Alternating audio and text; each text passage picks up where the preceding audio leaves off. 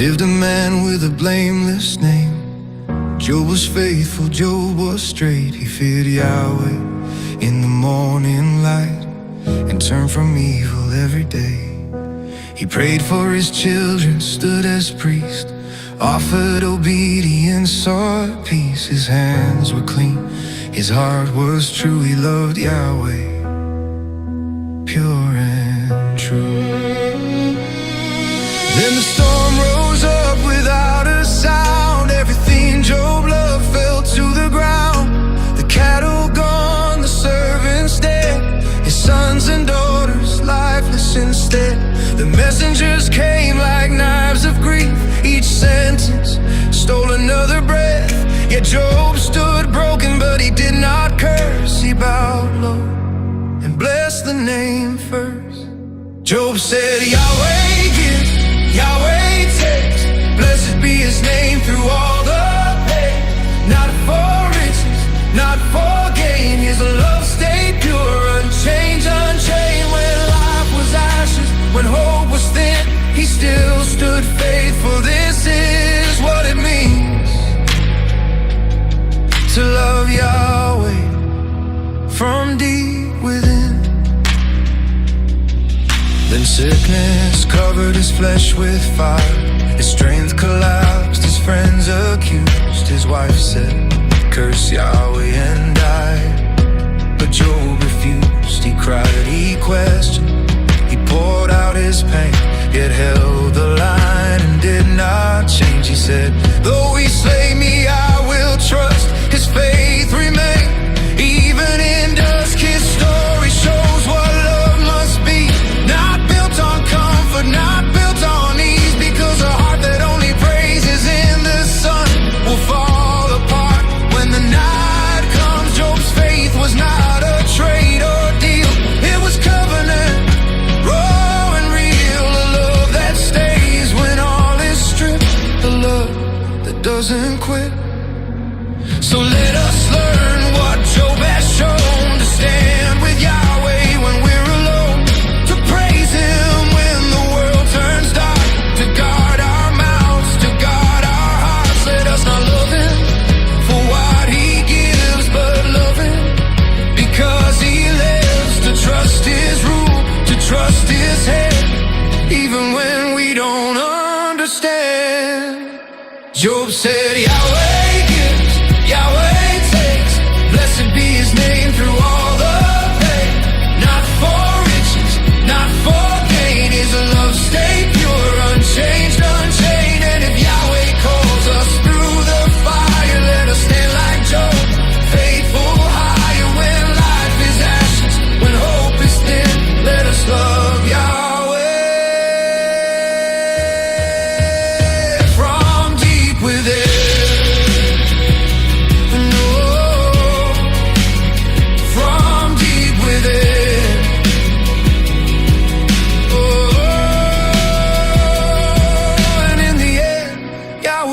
Answered him not with a reason, but with his throne. Job saw the king and humbled low, and Yahweh restored what Job had lost.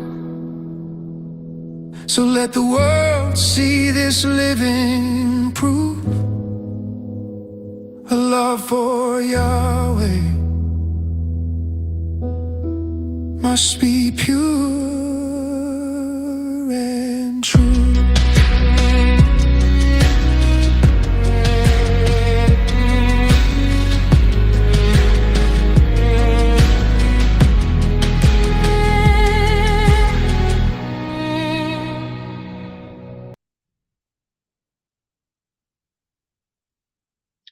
Goeie sissies, geseënde Sabbat vir almal. Ek gaan nie die kamera aansit vandag nie, ek het Sabbat hare en daarom kruip ek agter 'n afkamera weg. Kleintjie? Hallo, Shabbat Shalom almal, dis 'n vreeslike mooi liedjie daai, sjoe. Baie mooi. So vandag het ons besluit ons gaan oor Dina en Job se eerste vrou en ek is baie opgewonde om vir julle te sê ons het 'n naam vir haar. Ek het haar naam ontdek. Dit is Sitidos of Sitis. Dit was Job se eerste vrou se naam. So ons gaan die twee vrouens bespreek vandag. Angie, wil jy, ek moet eers begin? Jy kan, ek gee nie om met Dina te begin nie. Dan kan ek begin met Dina en dan doen ek Siet as laaste. Okay, toe het reg. Okay. Alright, so daar's nie vreeslik baie te sê oor Dina in skrif nie, maar ek het 'n paar gekry, ek weet nie of almal die storie ken van Dina nie, maar ek begin met Genesis, die verhaal van Dina, die dogter van Jakob. En Dina, die dogter van Lea, wat sy vir Jakob gebaar het uitgegaan om die dogters van die land te leer ken.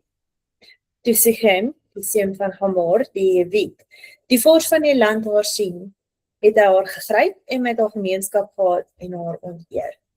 En sy siel het verkleef geraak aan Dina, die dogter van Jakob. En hy het die dogter lief gehad en na die hart van die dogter gespreek. Sichem het ook met sy vader Hamor gespreek en gesê, neem daardie dogter vir my as vrou.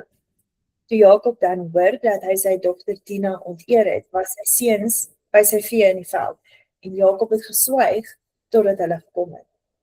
En Hamor, die vader van Sichem, het na Jakob uitgegaan om met hom te spreek. En die seuns van Jakob het uit die veld gekom toe hulle dit hoor. Die manne was gegrief en baie kwaad, omdat hy 'n skandaad in Israel begaan het, deur met die dogter van Jakob gemeenskap te hou, en so iets mag nie gebeur nie. Dis spreek Hamor met hulle en sê, die siel van my seun Sichem is verlief op julle dogter. Gee haar tog aan hom as vrou. En verswaar julle met ons, gee aan ons julle dogters en neem vir julle ons dogters. Bly maar by ons, en die land sal voor julle oop lê. Woon en trek rond daarin en verwerf vaste besittings daarin. En Sichem sê vir haar vader en haar broers, laat my guns vind in julle oë, en wat julle van my eis, sal ek gee. Vra my 'n baie groot koopprys en geskenk, en ek sal dit gee soos julle aan my gesê het. Gee my net die dogter as vrou.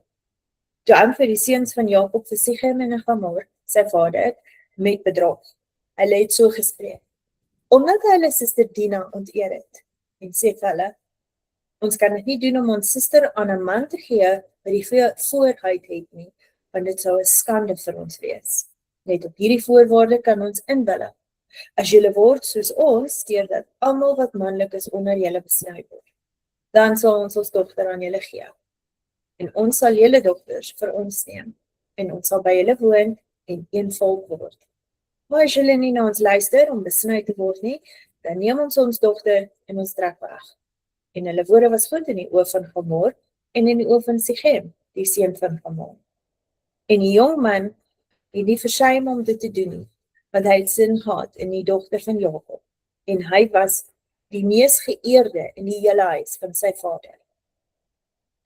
Toe gaan Hamor en sy seun Sichem na die poort van hulle stad, en hulle spreek met die manne van hulle stad en sê, hierdie manne lewe in vrede met ons. Daarom, laat hulle in die land woon en daarom rondtrek. Die land lê ons alkante toe wyd voor hulle. Ons kan hulle dogters vir ons as vroue neem, en ons sal ons dogters aan hulle gee.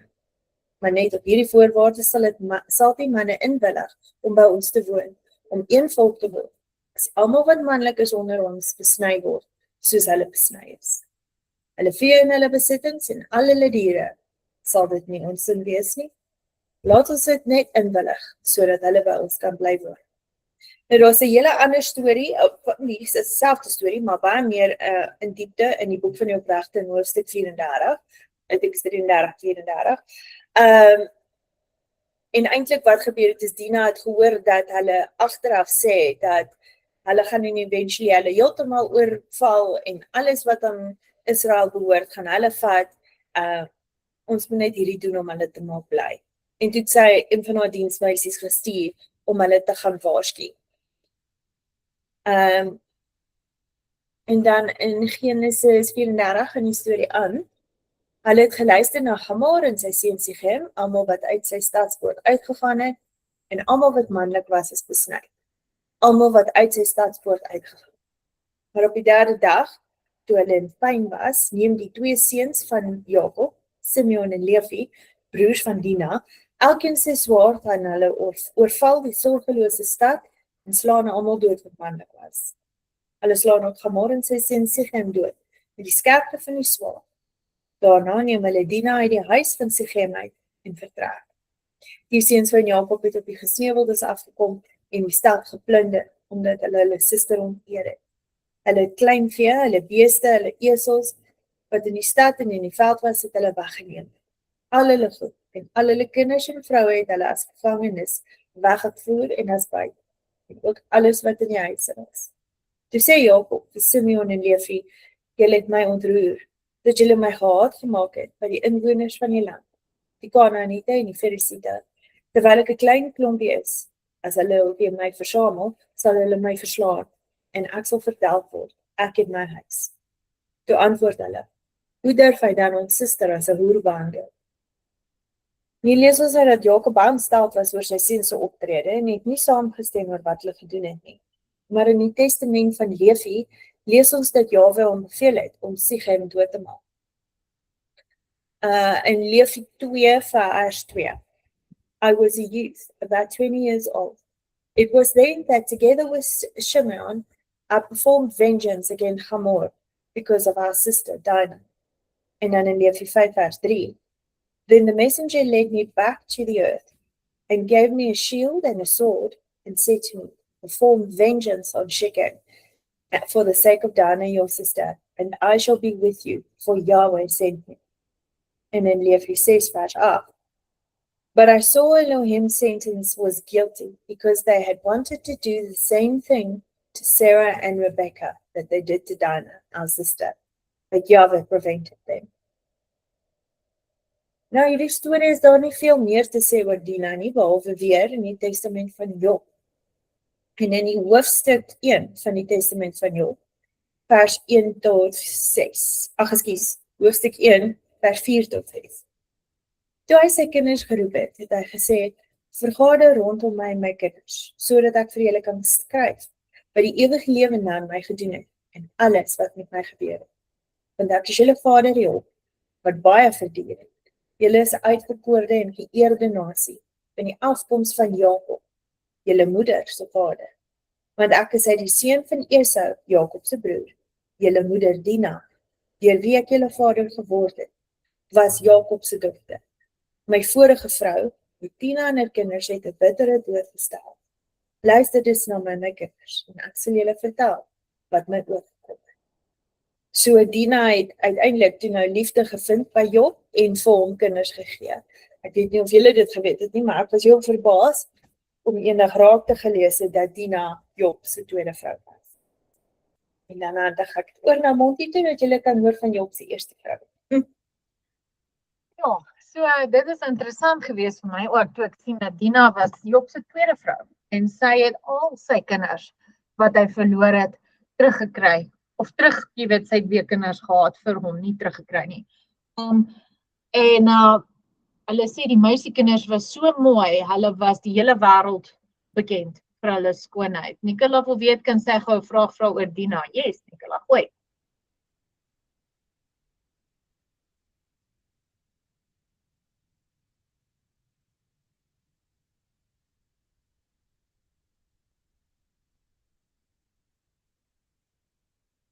Jy kan maar jou mic van mute afval as jy wil. Simeon se vrou geword. Nee, dit sal bloedskande wees daai, want hulle is almal uit, wat se naam gebore?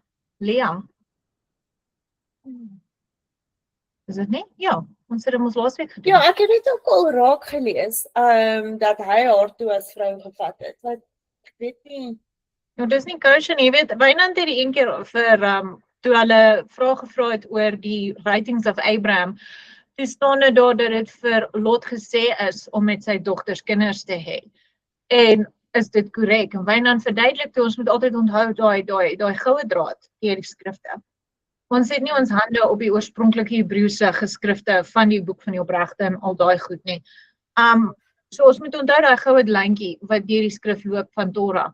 En as iets snaaks klink vir jou, en as dit jou lyk asof hy hier teen Torah gaan, dan moet jy verstaan, daai was moontlik 'n mistranslasie gewees. En ja, bou die goeie en laat vaar die slegte. Ja, soos ek sê, daai daai is 'n bloedskande gewees want hulle het al twee uit Lea uitgekom. So dit sou nie Ja. normaal gewees het. Ek weet net by dit voel ek het ook eendag raak gelees wie die storie tussen ek kom net 'n bietjie later, maar net gou oor die storie oor Rebekka en Isak. Volgens skrif en al die geskrifte wat ek sien, sê dit dat Rebekka was soos 10 toe Isak met haar gevat het as sy vrou. En toe dink ek, ja, dis bietjie rof, sy's nog 'n dogtertjie. En toe doen ek 'n bietjie verder ondersoek. In ander skrifte sê sy was maar 3 jaar oud. Dis en ander sê sy was 13 en daar's verskillende stories oor dit. En toe is daar 'n stuk wat sê wat mense nie in ag neem nie, is dat dit kon translasies foute gewees het of die mense wat dit hulle ons almal hulle agendas en hulle kon dit verander het.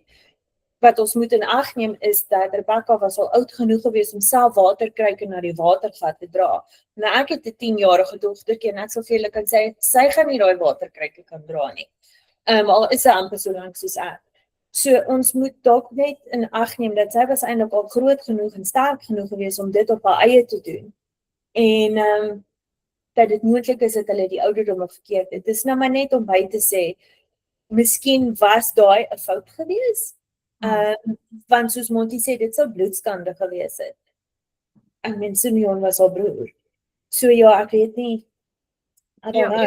En Jubilee sê dit sy dood toe sy hoor van Josef. Is dit toe sy gehoor het dat Josef dood is of dat hy nog leef? Ek kan nou nie daai stuk so onthou of ek hom al raak gelees. Nie dat ek sê dit staan nie daar nie. Ek sê net ek het hom obviously misgelees al of vergeet van hom.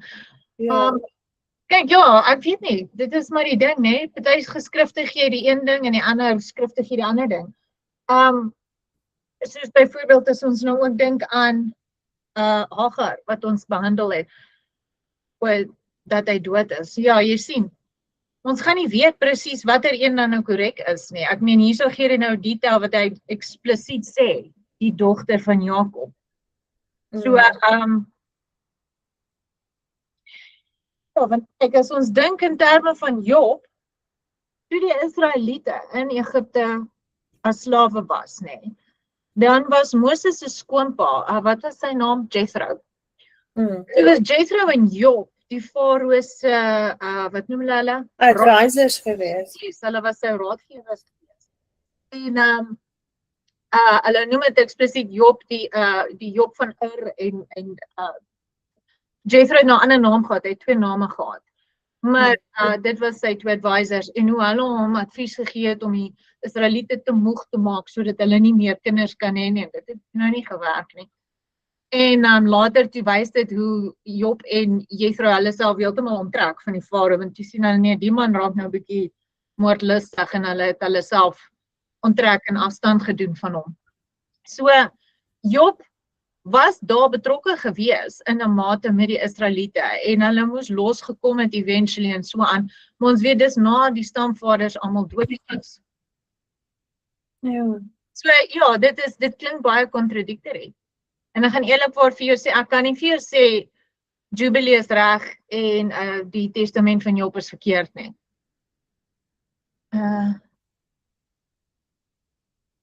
Abraham en Sarah halfsussie en boetie is nie. Nee, onthou Sarah was Abraham se boetie, Nahor se dogter gewees. Ja, sy jongste dogter. Sy en Lot was boetie en sussie gewees. Ja. En hy het met sy boetie se dogter getroud, sy niece. Ja. Ja, so Abraham was technically eintlik al oom gewees. Hy was nie half boetie en sussie gewees nie. So ja, dit is Nicola, ek kan nie eintlik vir jou sê Jubilee is reg of die boek van Abraham is verkeerd nie. Want nêrens anders wys dit vir ons dat Dina die tweede vrou was behalwe in die testament van Job nie.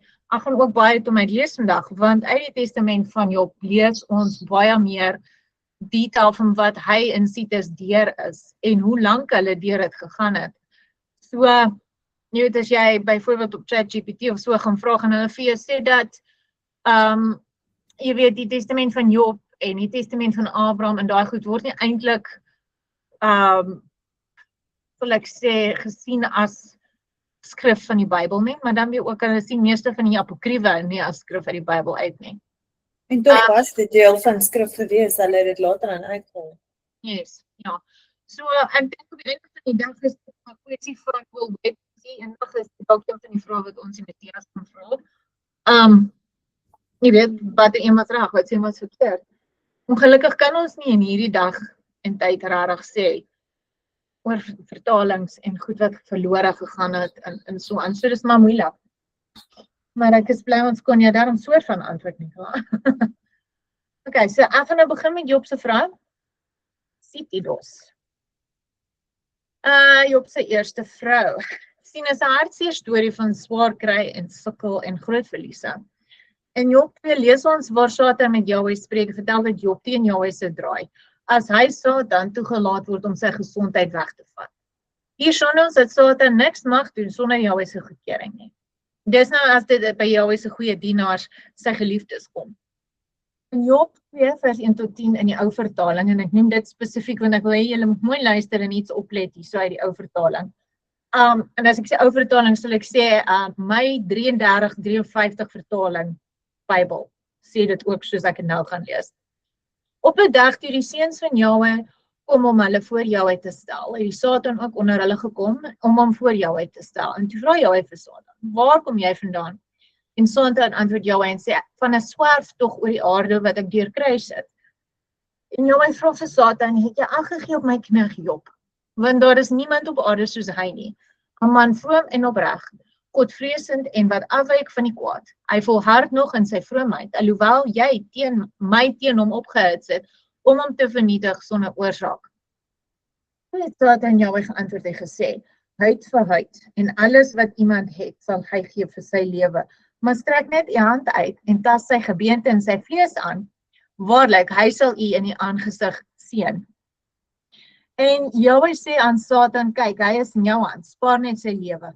En Satan het weggegaan van die aangesig van Jahwe en hy het Job met bose swere getref en sy voet van sy voetsool tot sy skerel.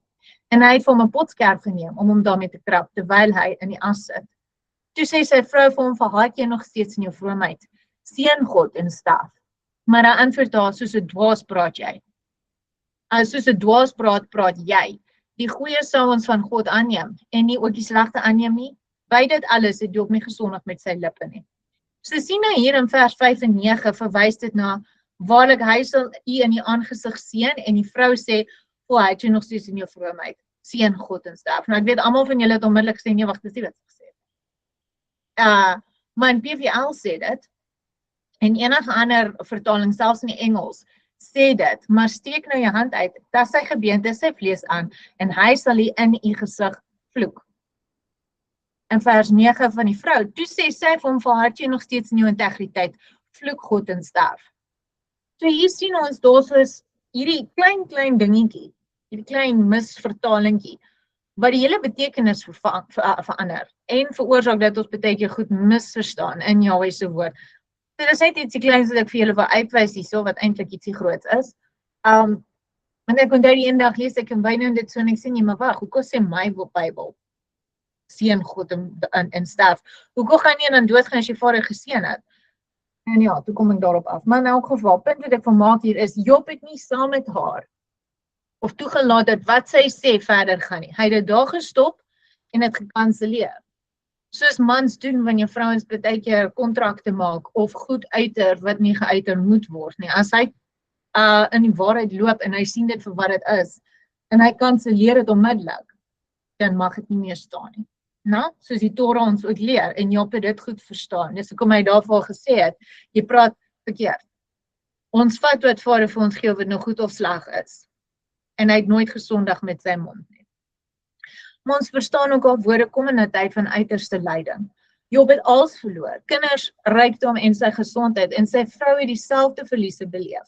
Maar haar reaksie teenoor dit was anders as hy, want ons emosies is sterker.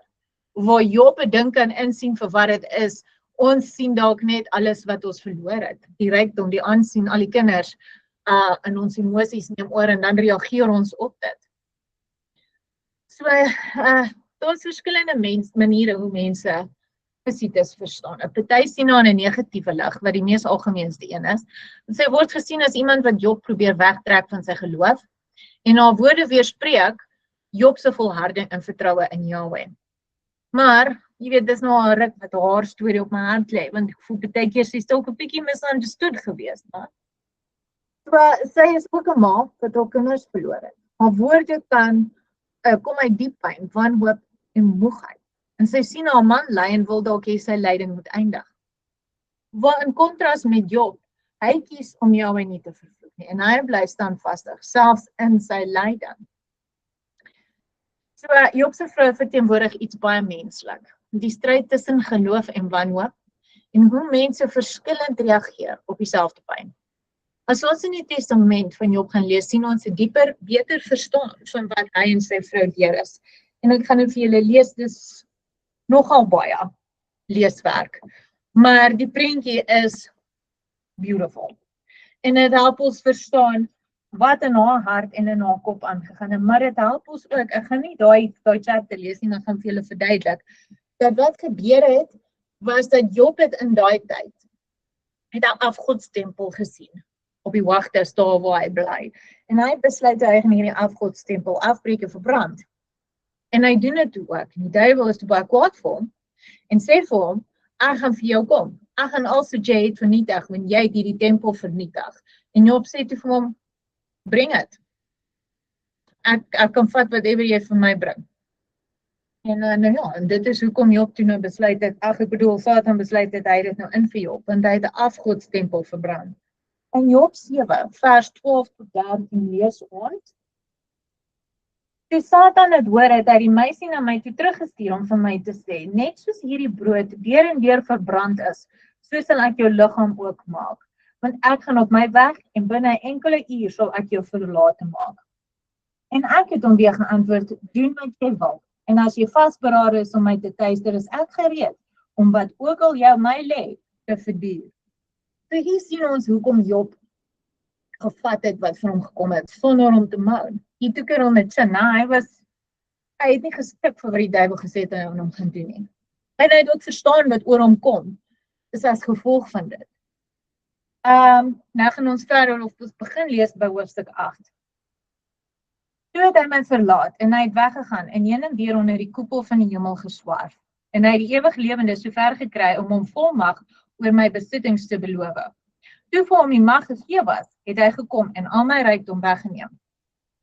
Luister nou, want ek sal vir julle alles vertel wat met my gebeur het en wat my weggeneem was. Want ek het 130.000 skape gehad, 7.000 van hulle eenkant gehou om geskeer te word vir kleurige weeskinders, weduwees, die armes en die hulpeloses. Daarby het ek 'n trop van 800 honde gehad wat my kuddes opgepas het. Ek het nog 200 honde gehad wat my huis opgepas het en ek het 9.000 kamele gehad uit hulle. En uit hulle het ek 3.000 uitgesoek en hulle in verskillende stede laat werk. Ek het hulle met goedere belaai en hulle in die stede en dorpe ingestuur met die opdrag om dit onder hulle hulpeloses, hulle wat gebrek het en aan die weduwees te versprei. Ek het 140.000 esels in die weiveld gehad. Ek het 500 van hulle eenkant gehou, beveel dat hulle vullings verkoop moes word en die opbrengs vir die armes en die behoeftiges gegee word. Die armes van al die lande het altyd gekom, my opgesoek en die 4 deure van my huis was altyd oop. Ek het my diensknegte ook die opdrag gegee dat dit oopgehou moes word. My doel was om te verseker dat iemand wat kom vra vir liefdadigheid en by my by die deur sien sit, nie sou wegdraai uit senuweeagtigheid en niks kry nie. My doel was eerder dat wanneer Adamite by my een deur sien sit, dat hulle by 'n ander een sou ingaan en soveel kry as wat hulle nodig het. Hier sien ons kry net 'n klein idee van die goeie dade wat Job verrig het. En nie net dat hy dit gedoen het vir aansien of eer nie, maar dat hy die armes kan ons sê verleentheid in gedagte gehou het. Hy sou by een deur sit en daar was 3 ander oop. So as die ou te skankrum verby Job te loop, dan was daar 3 ander deure waar hy kon ingaan om te kry wat hy nodig het. So dit wys nie net sy vrygewigheid nie, maar ook sy humbleness en sy bereidheid om ander hoe kan ek die woord stel, tegemoet te kom, sodat hulle nie hoef skaam te wees oor hulle behoeftes nie. So ek het nou daar's baie meer hierso verder wat ons gaan lees oor hoe goed hy gedoen het vir die mense en hoe ryk hy was. En julle kan almal dit self gaan deurlees wanneer julle kansie kry in die Testament van Job. Ek gaan net vir tydsondawe nou nie almal lees nie. Kom ons lees dan nou verder hiervan. Ek het 6 harpe gehad, ja, okay. Ons lees hierson dan verder in hoofstuk 14. Ek het 6 harpe gehad en 'n 10 snare geleer. Elke dag na die weduwees gevoed was, sou ek opstaan, die harp neem, dit vir hulle speel en vir hulle sing. Met die harp sou ek hulle aan Vader herinner, sodat hulle die ewig lewende kan vereer. As my diensmeisies ooit begin kla het, sou ek die harp opneem, sing van die loon van vergelding en ek sou einde maak aan hulle foutvindery en klagtes. Elke dag wanneer die verrigting van die diens verby was, sou my seuns hulle aandete nuttig. Hulle sou na hulle oudste broer se huis gaan om saam met hom te eet en hulle sou hulle 3 susters en hulle doenende diensmaagde saam met hulle neem. En ek sou vroeg opstaan en aanbiedinge aanbied om hulle ontwil volgens hulle getal 300 duwe, 50 bokramme en 12 skape.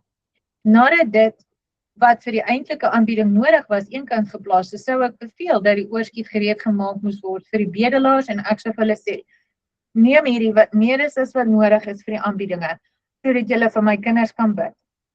Dit mag wees dat my seuns in die oë van die ewig lewende gesondig het, deur groot te praat en hoogmoedig te sê, ons is hierdie rykman se kinders en hierdie goed is ons sin. Hoekom moet ons dan ook werk? Want trots is 'n gruwelike ding in die oë van Vader. Weer sou ek 'n uitsoek bulkalf op die altaar van Vader aanbied, vir ingeval my seuns sonde voor Vader in hulle harte bedink het. So hier sê dit vir ons dat hy het al hierdie offers gedoen ingeval sy kinders gesondig het. Nie dat hulle noodwendig het nie. So, jy weet, as ons nou net in die skrif gaan lees, in die 66 kanonieke boeke, Bybel, dan sien ons dat die manier wat dit uitgebeeld word, is amper asof hulle sondige, spoiled, overindulgent kinders was, en hy probeer vir hulle sondes instaan. En ek het al ouens gehoor preek dat dit so was ook. Maar as jy nou hierdie testament van Job gaan lees, net soos ons die testament van Ruben of Levi of daai ouens sou gaan lees het, dan verstaan ons dat hy dit gedoen ingeval, hulle sou sondig. Nêrens sê hy dat hulle wel so gesondig het. Dan sien ons hierso, ek het dit vir 7 jaar lank na die Engelse boodskap aan my gedoen. Toe het Satan, nadat die volmag vir hom gegee was, na tyd sonder meedoe aangeval.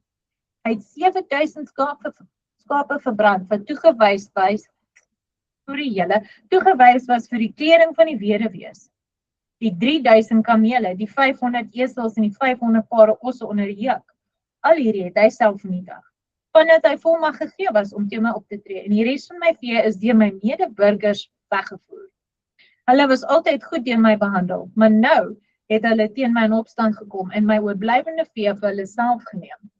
Ek was ook oor die verlies van my besittings ingelig en ek het Vader geloof en nie gelaster nie. So, ek weet ek lees nou baie van Job, maar ek probeer vir julle die prentjie bring van wat hy en sy vrou deur was. En sy het hom goed geken. Ek en hulle het kinders saam gehad. Hulle was 'n paar jare saam. Sekerlik het sy iewers by hom ook geleer. Maar ons gaan ook kan verstaan hoekom sy dalk anders opgetree het. Anyway, toe die duiwel my gesindheid verstaan het, het hy 'n komplot teen my gedaan. En hy het homself vermom as die koning van Persië voor my stad verskyn en al die skurke wat daarin was bymekaar gemaak. En hy het hulle op 'n dreigende manier toegespreek en gesê, hierdie man Job het al die goeie dinge van die aarde verkwis tot daar niks oor was nie, en hy het dit onder die armes, die blindes en die krepeles uitgedeel. Hy het ook die aanbiddingsplek van die groot God vernietig en die plek van die drankaanbiedinge verwoes, en hiervoor sal ek vergelding oor hom bring. Ek het gou hier vir julle ietsie herinner. Hy sê hy het homself hiervoor gedoen as die prins van Persië. Dis interessant daai, of die koning van Persië. Ons het iewers gelees in Daniel van die engel Gabriel wat met die prins of Persia gefight het nie, en hy was so sterk die engel Michael hom moes kom help. Toch net, ek noem daai is interessant. In elk geval, kom dis by mekaar en plunder self sy diere en wat hy ook al op die aarde het. En hulle het geantwoord, hy het gesê, hy het 7 seuns Het 3 dogters. Veronderstel hulle vlug na ander lande vir beskerming en lê klagtes teen ons omdat ons soos tiranne gedra.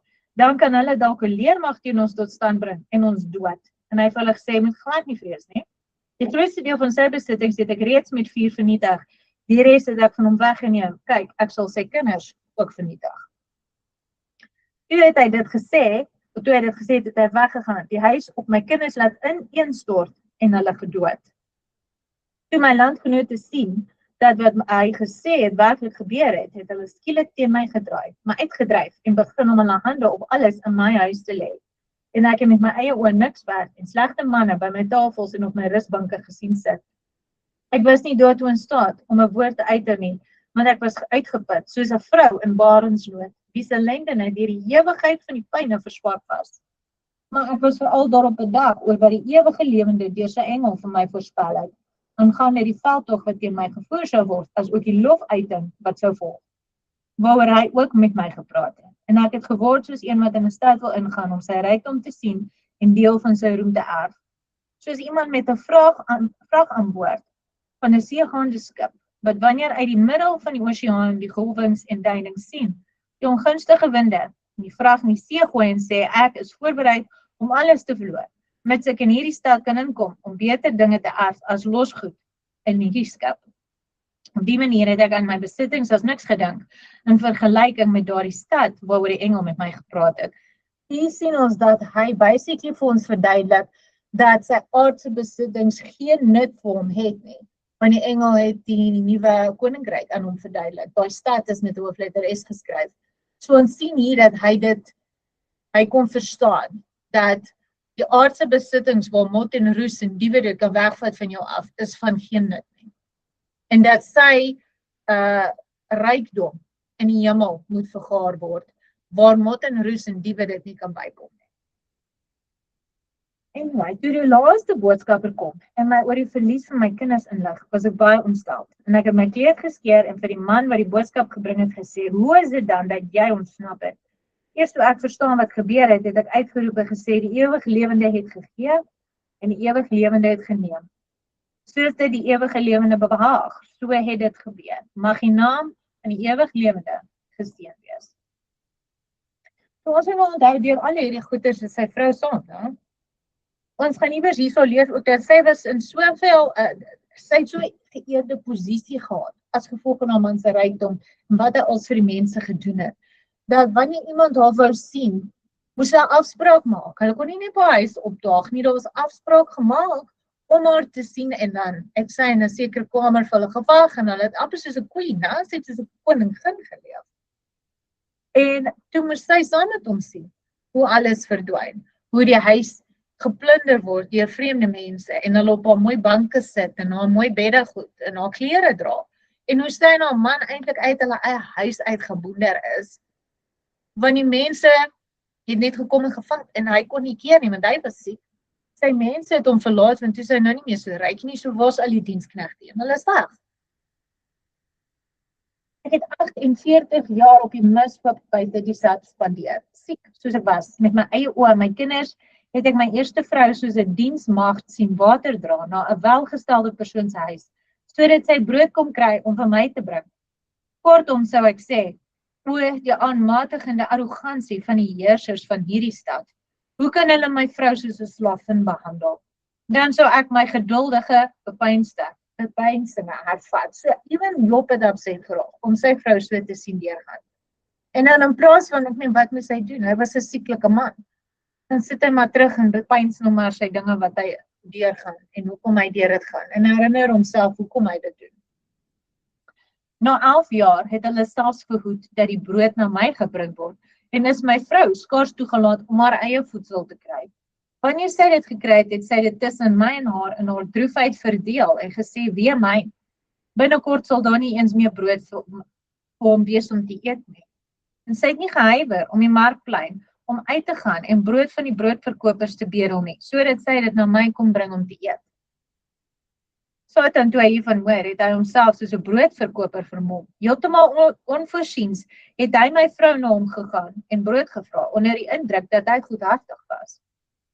Satan het vir haar gesê, sit die koopsom neer en vat wat jy wil hê. Sy het vir hom geantwoord en gesê, waar moet ek die geld vandaan kry? Weet jy nie van die krampe wat oor ons gekom het nie? Betoon medelee as jy kan, indien nie, laat dit staan. En hy het al geantwoord en gesê, as jy nie jou elendes verdien het nie, sou dit nie oor jou gekom het nie. En hy het al geantwoord en gesê, as jy nie jou, maar nou, as jy geen geld by jou het nie, laat die hare van jou hoof as pand by my en neem 3 brode, miskien sal jy nog 3 dae langer daarop kan leef. Toe het sy gedink, wel, wat is die hare van my hoof in vergelyking met die honger van my man? Dus, met weinig respek vir haar hare, het sy vir hom gesê, nou goed dan, neem het. En hy het haar hare met 'n skêr afgesny en haar in die openbaar 3 bode gegee. En sy het hulle geneem, gekom en hulle na my gebring. En Satan het haar al die pad gevolg, maar sodat sy hom nie kon sien nie en haar hart verlei. So jy sien ons dat sy gewillig was om haar hare af te sny vir brood om haar man te kan voer, want hulle wou nie meer vir Job brood gee nie. Toe my vrou naby my kom, het sy uitgeroep, geweeklaag en vir my gesê, Job, hoe lank sal jy nog aanhou om op die misloop buite die stad te sit? Terwyl jy dink dat dit net 'n klein rukkie langer sal wees en wag en hoop op jou bevryding. Wat my betref, ek dwaal van plek tot plek, 'n swerwer diensmeisie. Jou nagedagtenis het van die aarde af verdwyn. Dit is die seuns en dogters wat ek gebaar het, en die barenswee wat ek verduur het, alles te vergeefs. Jy sit self stinkend in deurtrek van wurms, en jy bring die nagte in die openlig deur. Ek weer totaal elendig, werk bedags en ly snags om brood te kry om na jou te bring. Want dit is nou moeilik genoeg om my eie kos te kry, en dit dan tussen ons te verdeel, want ek dink nie, dat dit reg is dat jy deur pyn vernietig moet word, en terselfdertyd niks het om te eet nie. Dis waarom ek besluit het om skaamteloos op die markplein uit te gaan. Toe die broodverkoper van my gesê, betaal my geld en jy kan die brood vat, het ek hom van ons armoede vertel. En hy het hom gehoor, ek het hom hoor sê, as jy nie geld het nie vrou, laat ek dan die hare van jou hoof kry en neem 3 brode daarvoor, miskien sal jy 3 dae langer daarop kan leef. Ek het moedeloos geword, ek het gesê, goed, sny dit af. Hy het dit opgestaan en my onteer deur my hare met 'n skêr op die markplein af te sny, terwyl 'n starende skare bygestaan het. So kom ons wees nou eerlik met mekaar, né? As enige van ons deur dit moes gaan, wat sou ons optrede gewees het teenoor ons man? En ons man sit nou al hierso sê dit 48 jaar op 'n misloop buite die stad. Sou ons dit net kon aanhou doen sonder om ons man iewers 'n bietjie lip te gee? Ek meen, deesdae gee ons mans lip vir baie minder. Hierso het sy haar hare afgesny om vir hom brood te kan bring. Nou hardloop sy na hom toe, sy huil en sy is upset, want sy het nou net eintlik deur 'n groot vernedering gegaan. Jy weet, die hare is 'n vrou se kroon. En sy sê vir hom, hoe lank gaan jy nou nog al sit? Kyk wat moet ons deurgaan, kyk wat het ek nou deurgegaan om vir jou brood te kan bring. So ja, ons is geneig om haar te judge harshly, maar ons sit onsself in ons skoene en probeer imagine hoe sou ons voel as dit ons was. Dus ek sê, ons gee ons mans lip oor baie minder deesdae. En hulle het gesê, wees nie verbaas dat dit Sitidos, die vrou van Job is nie. Sy wat gewoonlik 14 gordyne gehad het om haar sitkamer te beskerm, en 'n deur binne die ander deure, sodat slegs iemand van werklike belang toegang kon kry tot haar. Nou verruil sy haar hare vir brood. Haar kamele belaai met goeie dinge, het dit vroeër die vreemde ingedra vir bedelaars. Tog gee sy haar hare nou in ruil vir brood. Kyk, sy wat by die huis 7 tafels gehad het wat nooit geskuif was nie, waarby die bedelaars en elke vreemdeling gewoonlik geëet het. Nogtans verkoop sy haar hare nou vir brood. Kyk, sy wat 'n wasskottel van goud en silwer gehad het om haar voete in te was, maar nou loop sy kaalvoet en gee selfs haar hare in ruil vir brood. Kyk, dit is sy wat klere van fyn linne gehad het wat met goud geborduur was, maar nou is sy geklee in vodde en gee haar hare in ruil vir brood. Kyk na haar wat goue en silwer rusbanke gehad het, maar nou verkoop sy haar hare vir brood. Nou eens vir altyd, Job, om 'n lang storie kort te maak, ek sê jou reguit, my moed is gebreek en my krag is gedaan. Staan op, neem die brode en stil jou honger, vervloek die ewig lewende daarna en sterf. Ek sal dan ten minste die uitputting gespaar word wat kom, deur my bekommernis oor jou liggaamlike pyn. So hier sien ons dat sy moeg is, uitgeput is, hartseer is en die mense spot met haar. Jy weet, hulle sing of spot oor alles wat sy gedoen het wat goed was vir die armes en die weduwees. Maar hulle spot haar want sy self nou 'n arme een en moet gaan bedel vir kos. So ons kan die evil verharding van hulle harte sien hierso, dat ten spyte van die feit dat sy so goed was vir ander, want dit was nog steeds haar goed ook. Sy het nog steeds nie gekeer dat Job die mense help nie. Haar tafels was gereed vir die mense om van te eet. Die klere wat daar was vir hulle om aan te trek. En nog steeds het hulle neuse opgetrek vir haar toe sy hare verkoop om haar man te voed. En ons sien in die laaste dik wat sy sê, ek sal dan ten minste die uitputting gespaar word wat kom deur my bekommernis oor jou liggaamlike pyn. So als wat sy deurgaan, sit sy nog steeds in worry oor Job wat in pyn is. So dalk was sy is nie so slegte vrou nie.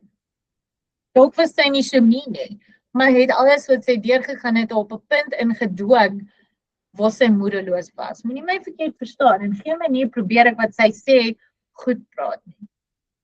Ek wil net hê dat ons moet leer om nie so harshly te judge oor die mense in die skrifte oor ons 100% verstaan waardeur hulle gegaan het. Ons doen dit vandag met mekaar. In elk geval. Ek wil net eers kyk gou hierso of ek moet verder lees. Ja, kom lees wat is Job se antwoord daarna. En ek het al geantwoord, kyk, ek is deur siektes vir 17 jaar lank getuister en ek het my geduldig aan die wurms in my liggaam onderwerp. Maar ek was nog nooit so ootmoedig deur die pyn as deur die woorde wat jy sopas geuiter het. Vervloek vader en sterf. Hierdie is 'n las wat ons albei saamdra. Die verlies aan ons kinders en besittings, wil jy hê dat ons die ewig lewende nou moet vervloek en onsself so ontneem van die groot rykdom wat sal wees? Waarom is dit dat jy nie die groot voordele wat ons eens geniet het onthou nie? En as ons dan die goeie uit die land van die ewig lewe ontvang het, moet ons dan nie ook die slegte verduur nie? Maar laat ons geduldig wees tot die ewig lewende deur bejammering beweeg word en ons genade betoon.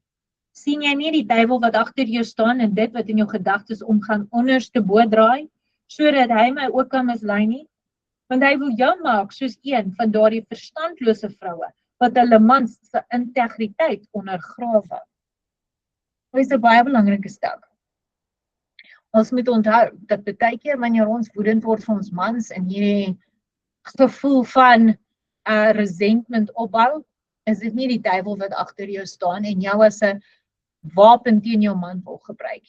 Ons moet daai gedagte stop en die duiwel teenstaan dat hy van ons afvlag. Want baie keer, meeste van die tyd, gebruik hy ons as die wapen teen ons mans. En jy sien, meeste van die tyd gaan die mans al klaar deur 'n bad time. Soos Job. Nie een keer was sy getref met siekte of swaar kry het sy saam met hom deurgegaan, beslis, want hulle is een, maar nie een keer kon die duiwel haar aanvat of haar doodmaak nie, want sy en Job is een. Daarom moet sy saam met hom deur die swaar kry gaan. Sy is gespaar van die sere, sodat sy kon gaan soek, kos kry en werk en vir haar man sorg. Maar nie een keer kon die duiwel haar persoonlik fisies aanval nie. Want sy val onder haar man se beskerming en omdat hy nie gesondig is met sy mond nie, het sy beskermd gebly. Ja, hy het haar hare afgesny en dit was vernederend vir haar. Maar dit is nie asof hy met die sker gesteek het en haar oopgemaak, whatever. Jy weet wat ek probeer sê, sy was nog steeds beskermd of was dit vernederend? Anyway, hierso sien ons nou dat Job vir Satan sien agter sy vrou en hy jaag hom weg. En hy sê van my moet nog gaan. En ek gaan nou 'n paar hoofstukke skiep, want dit raak nou 'n bietjie lankdradig en ek is seker julle raak nou ook moeg. Ons gaan nou verder lees hierso of sien waar die konings nou basically by Job aankom. En hulle kom praat met hom. Julle weet soos in die Bybel is waar hulle nou die een sê vir hom, is dit die sondes wat jy gepleeg het en dalk is dit 'n verdiende loon en jy weet dan hy nou hierdie terug heen en weer gesprekke met hierdie mense. In elk geval, sy vrou sien toe hierdie ouens by hom sit. En sy hardloop na hulle toe. Sy sê, ek soek net daai hoofstuk, sodat ek dit vir julle kan lees.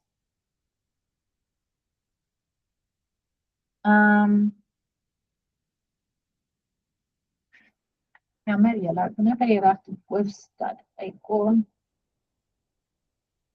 Hoofstad sê ek, hoofstad, ek lees stad in die Bybel. Okay, hier is dit, in hoofstuk 39. Terwyl ek dit vir hulle gesê het, het my vrou Sitidos in haar vodde gekom. En sy het van die meester in wie se diens sy was weggehardloop, omdat sy verhoed was om uit te gaan ingeval my mede-konings haar sou sien en haar wegneem. En toe sy ons bereik, het sy haarself in hulle voete neergewerp. En sy het geweeklaag en gesê, onthou julle my, Alifats, jy en jou 2 vriende, onthou julle hoe ek altyd tussen julle was en hoe pragtig ek altyd aangetrek was. Maar nou, kyk hoe is ek nou aangetrek om uit te gaan. Toe het hulle 'n groot geweeklaag begin, totdat hulle dubbel uitgeput was en stil geraak het. En Alifats het sy purpermantel gegryp om dit af te skeer en om my vrou te gooi. En sy het hulle gesmeek en gesê, vra julle soldate, ek smeek julle, om in die bouval van my huis, wat oor my kinders ingestort het, te grawe, sodat hulle beendere behou mag word as 'n nagedagtenis aan hulle. Want ons kon dit nie self doen nie, as gevolg van die onkoste. Dan sal ons ten minste na hulle beendere kan kyk. Is ek net 'n wilde dier, of het ek die baarmoeder van 'n verwoesteling dat my 10 kinders dood is, en dat ek nie een van hulle begrawe het nie. Hulle het weggegaan om te grawe, maar ek het hulle gekeer en gesê, moenie te vergeefs arbei nie. Julle sal my kinders nie vind nie, want hulle is deur hulle maker en hulle koning in die hemel opgeneem. Toe het hulle my weer geantwoord en gesê, wie sal nou nie sê dat jy van jou sinne beroof en mal is om te sê, my kinders is in die hemel opgeneem. Wys ons hoe dit waar kan wees. So, hier sien ons nou Sitis se hart, né? Hier kom dit nou deur. Sy hardloop na die konings toe, ryk ouens. My vraag is, hoekom kom hulle nou eers by Job uit? Ek vir my as wel 'n great vriende was, nie, maar in elk geval, dis besides the point. Nou kom Sitis nou en sê, vra nie, tel ons uit ons as uit, gee vir ons geld, sy vra nie dit nie. Sy sê vir hulle, asseblief wil julle nie my kinders se beendere opgrawe en dit begrawe vir my nie, want hulle lê nog daar in die vervalde gebou. Kan julle daai hart van 'n mamma imagine? Ek meen, ek sal heel waarskynlik dieselfde gevoel het. En nou lees ons vir hoofstuk 40, dis die laaste een wat ek lees vir julle vandag. Ek het hulle geantwoord en vir hulle gesê, help my op, sodat ek kan staan. Toe het hulle my opgehelp en my arms aan albei kante ondersteun. En toe het ek Vader regopstaande bedank. En na my gebed het ek vir hulle gesê, hef julle oë op na die ooste en kyk na my kinders, met kroon op hulle hoofde langs die majesteit van die hemelse een. Toe my vrou Sitidos hulle sien, het sy op die grond in aanbidding neergeval en gesê, nou weet ek dat ek 'n gedenkteken by die ewige lewende het. Ek sal opstaan en die stad ingaan, my oë sluit en my 'n bietjie verfris vir my geringe take. En sy het na die stad gegaan en sy het in die koeistal gegaan waar haar eie vee was, waarop die heersers, wie se slavin sy was, beslag gelê het. So hulle het Sitis se beeste gesteel. Nou moet sy na haar eie beeste kyk. Langs die krib het sy aan die slaap geraak en tevrede gesterf. En die regerder wat haar besit het, het sonder sukses na haar gesoek. En die aand het hy in die koeistal ingegaan en haar lijk uitgestrek gevind. Almal wat haar gesien het, het gebalk en oor haar geweeklaag. Die geraas is dwars deur die stad gehoor. Toe het hulle ingehardloop om uit te vind wat gebeur het. Hulle het haar doodgevind, die diere wat rondom haar staan en oor haar geweeklaag. Toe het hulle haar uitgedra en haar begrawe en hulle het haar in die puin van die huis wat op haar kinders ingestort het neergelê. En die bedelaars van die stad het 'n groot weeklaag aangehef en gesê, kyk, dit is Sitidos, die vrou om oor te spog en op trots te wees. Sy was nie waardig geag om behoorlik begrawe te word nie. Die treurlied wat oor haar gemaak is, sal julle in die Paralipomena vind. Dit is 'n vreeslike woord daai. Dis 'n treurlied wat oor Sitis geskryf was, wat ek gaan vind het. En ek gaan dit gou vir julle lees. Ek wat eens in eer geleef het, is nou 'n dienares van ander. Ek gaan van huis tot huis. Werk vir brood en 'n bietjie rus. Ekskuus julle.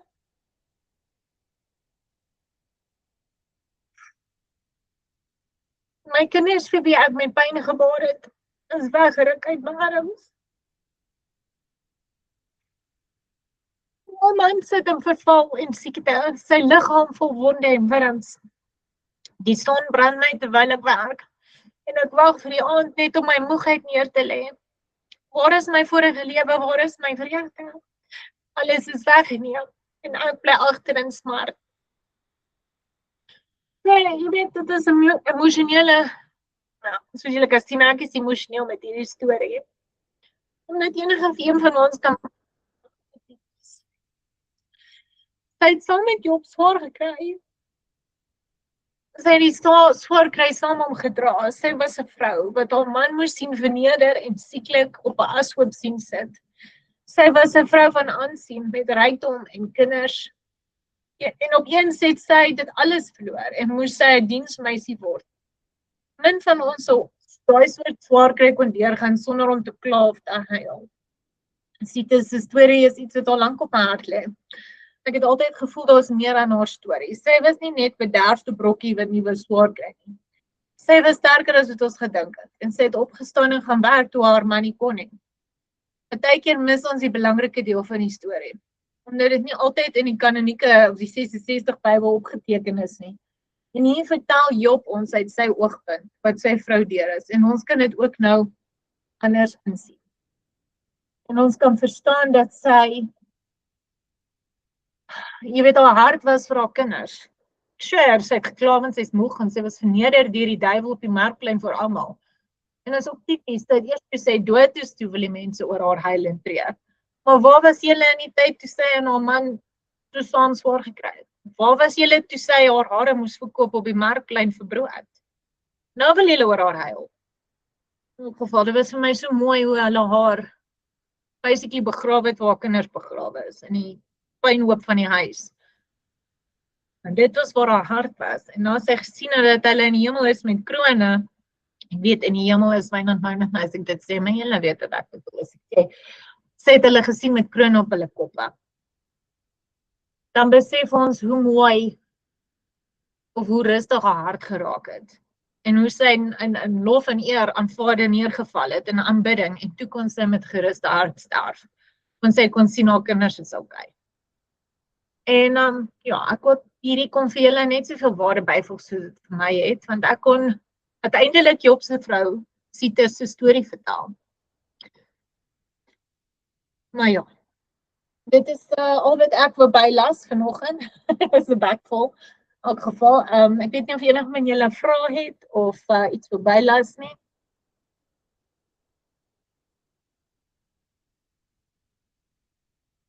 Okay, goed. Wel, vandag gaan ek afsluit dan met die nuwe album van Hallelujah Scriptures.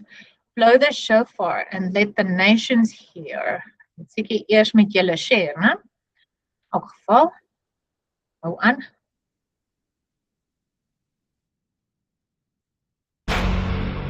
Whoa,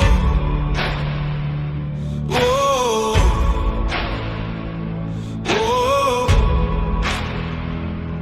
By the Jordan, your people stood, holding the promise you spoke for good as you declared through Moses' hand. I go before you to give you the land. Your law is a light for every step, your covenant strength in every breath. Not by power nor human plan, through obedience the victory stands. 7 days we walk in silence round, trusting the word where your truth is found. Blow the shofar, let the nations hear. Yahweh fights for Israel, strong and near. When his people stand in obedience tall, the walls of Jericho will fall.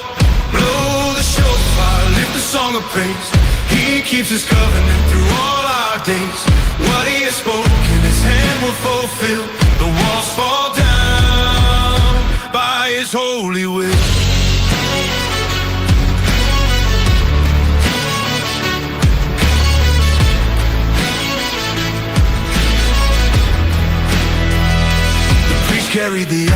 of the covenant near, a sign of your presence dwelling here. As your Torah commanded long before, that your name among Israel would endure. No sword was raised to claim the fight, no shield secured, the victory's right. As the prophets would testify through time, trust in Yahweh's battle is divine. When we walk according to your way, the impossible breaks before us today. Blow the shofar, let the nations hear. Yahweh fights for Israel, strong and near. When his people stand in obedience tall, the walls of Jericho will fall. Blow the shofar, lift the song of praise. He keeps his covenant through all our days. What he has spoken, his hand will fulfill. The walls fall down by his holy will.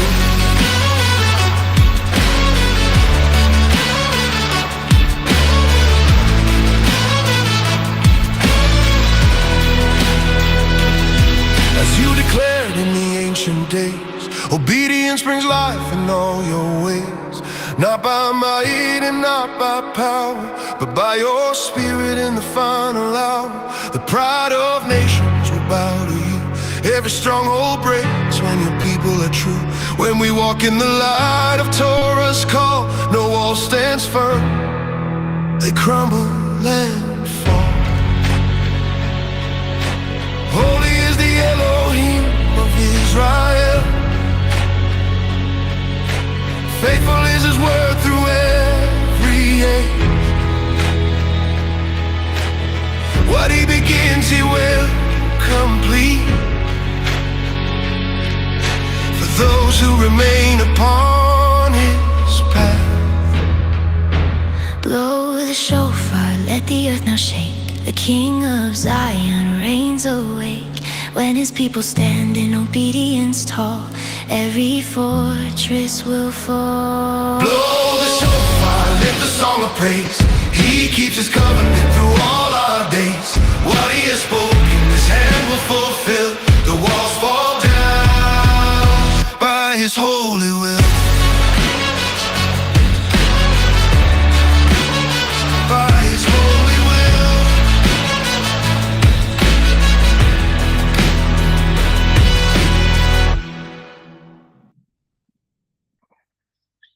Sy, dankie sissies dat julle saam ons gesit het vandag. Mag julle 'n geseënde Sabbat hê en 'n geseënde en beskermde week. Julle moet 'n lekker dag verder hê. Dat ek net gou hier stop. Record.